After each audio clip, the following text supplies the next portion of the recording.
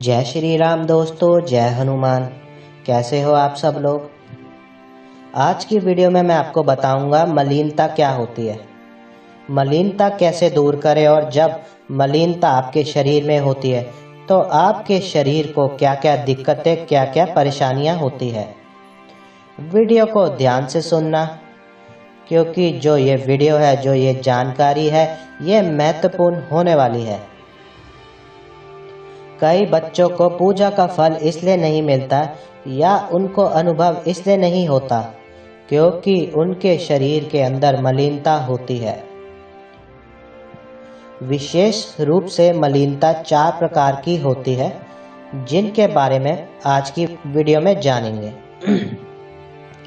और आज की वीडियो में मैं आपको ये भी बताऊंगा कि मलिनता को कैसे हटा के आप प्रभु की कृपा प्राप्त कर सकते हो, अनुभव को प्राप्त कर सकते हो। कई बच्चे कई साल से पूजा कर रहे हैं पर उन्हें अनुभव नहीं हो रहे हैं, सवारी नहीं आ रही है या फिर वो शक्ति उन्हें प्राप्त नहीं हो रही है जो उनको मिल जानी चाहिए थी। उसका कारण मलिनता होता है। ये जो मलिनता होती है ना, आपने कई बार लाइव में सुना होगा, दरबार में सुना होगा कि मलिनता है आपके शरीर पर। ये मलिनता आपके शरीर को तो खराब करती है, पर आपकी जो पूजा पाठ में भी आपका मन नहीं लगता है इसी के कारण। नकारात्मक विचार, गंदे विचार आपके शरीर के अंदर, आपके आत्मा के अंदर, आपके मन के अंदर, आपके मन को अपवित्र करते हैं। आपका मन चिड़चिड़ा हो जाता है, आपको पूजा करने का मन नहीं करता है, जबकि पहले आप काफी पूजा करते थे। ये सब मलिनता के कारण ही होता है। तो जानते हैं मलिनता के विषय में। मलिनता जो होती है वो होती है 4 प्रकार की।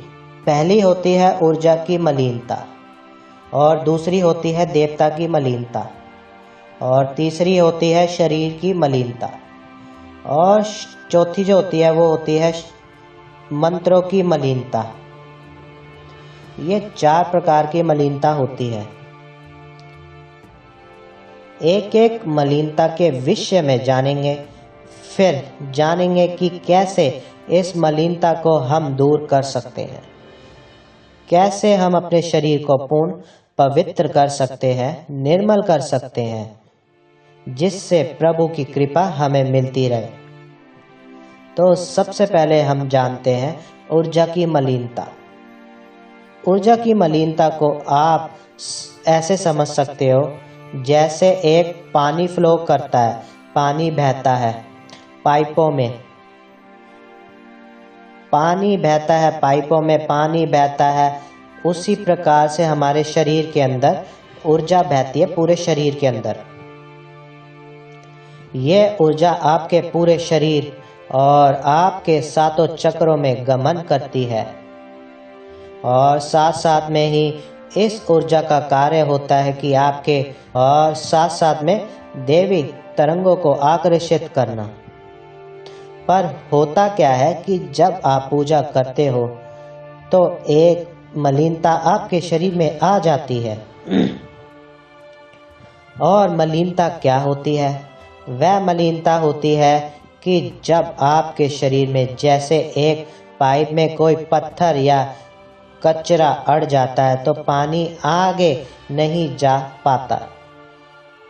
उसी तरीके से जब आपके शरीर में गंदगी जम जाती है, मलिनता होती है, तो जो ऊर्जा होती है ना, वो फ्लो नहीं कर पाती, वो बह नहीं पाती।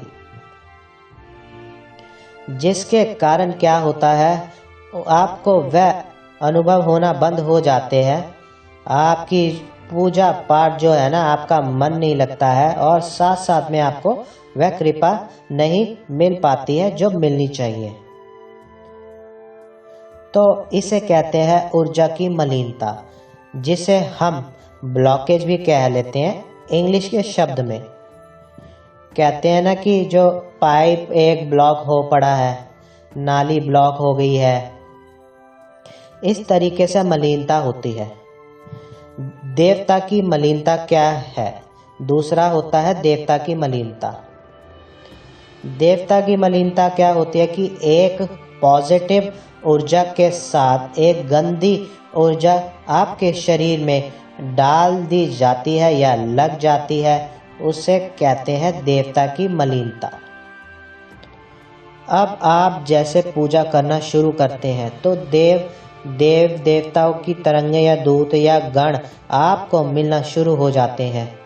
तो वो डायरेक्ट आपको नहीं मिलते हैं, उनकी ऊर्जा मिलती है 20%, 10% मिलती है। फिर जब वो 100% ऊर्जा मिलती है, तब जैसे एक बच्चा छोटा होता है, जब गर्भ में बच्चा होता है तो धीरे धीरे उसके हाथ बनते हैं, पैर बनते हैं, फिर धीरे धीरे वो बच्चा पूरा बनना शुरू हो जाता है, फिर धड़कन बनती है।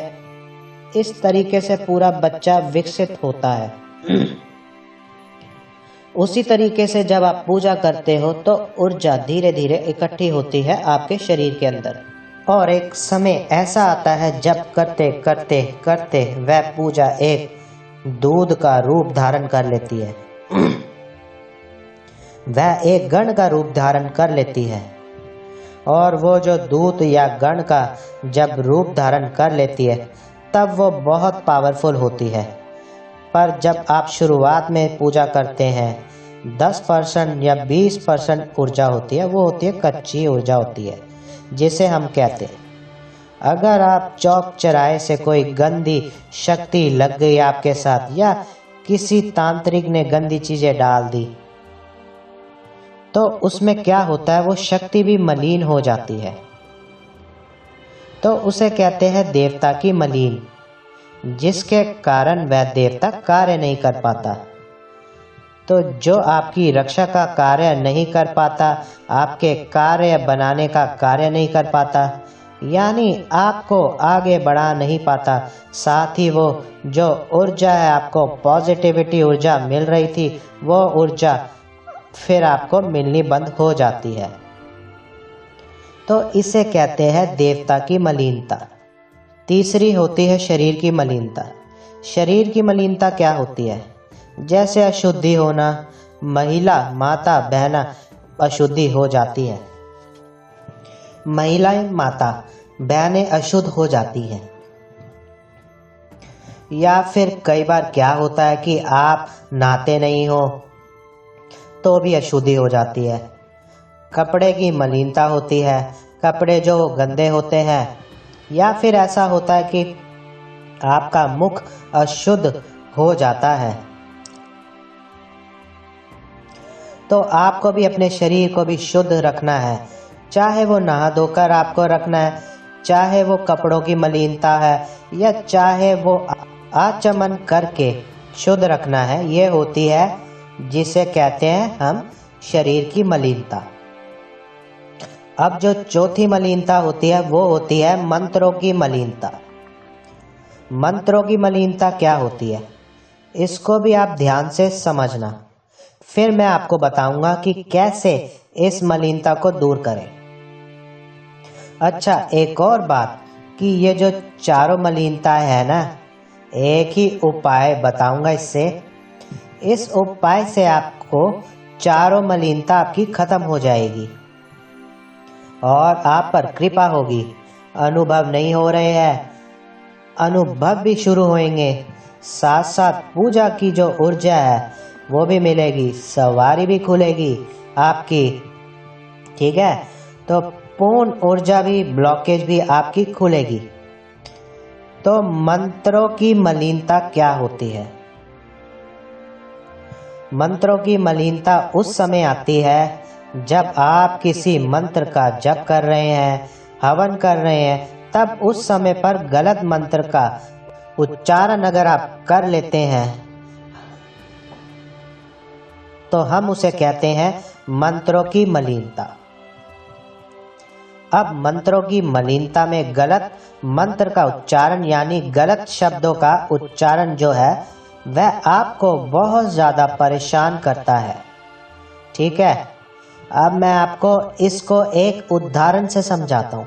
जैसे माँ दुर्गा चालीसा है, माँ दुर्गा चालीसा में सबसे पहला दुआ है, नमो नमो दुर्गे सुख करनी, नमो नमो दुर्ग, नमो नमो दुख हरनी।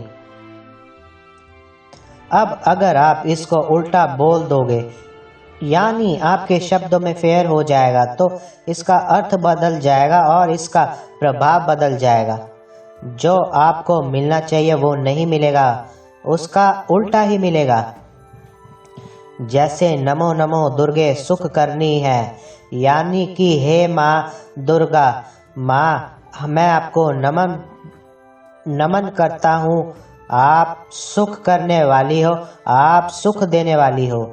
नमो नमो दुर्गे दुख हरने, यानी दुख का हरण करने वाली हो।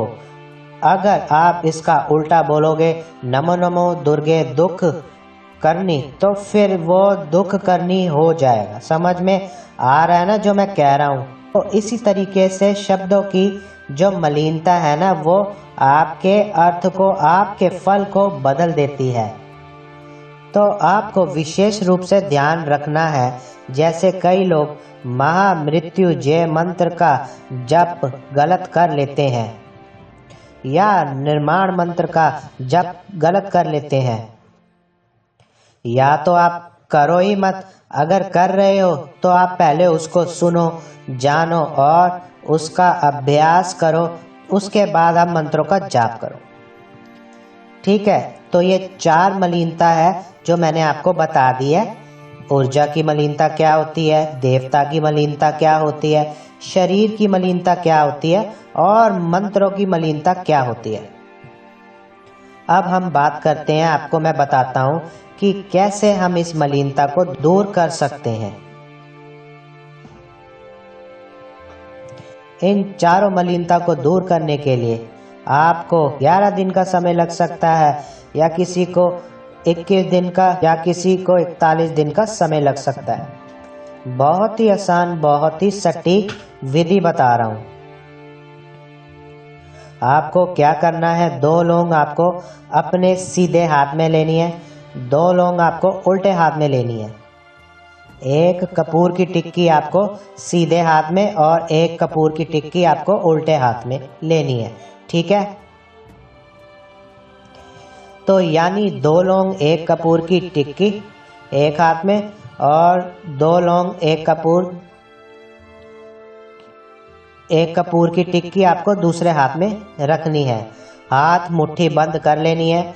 आपको हनुमान चालीसा का 11 बार पाठ करना है, 11 बार जप करना है। 1 गिलास जल, उसमें थोड़ा सा गंगा जल डालकर बैठना। 1 हनुमान चालीसा पूर्ण होने के बाद उसमें फूंक मारना। फिर 11 हनुमान चालीसा पूर्ण होने के बाद आप फूंक मारेंगे और उस जल को पी जाएंगे, और जो कपूर और लौंग है उसको जला देंगे। ये विधि सुबह शाम आप करना शुरू कर देंगे तो कई लोगों की मलिनता अगर कम है तो वो 3 दिन में ख़त्म हो जाएगी।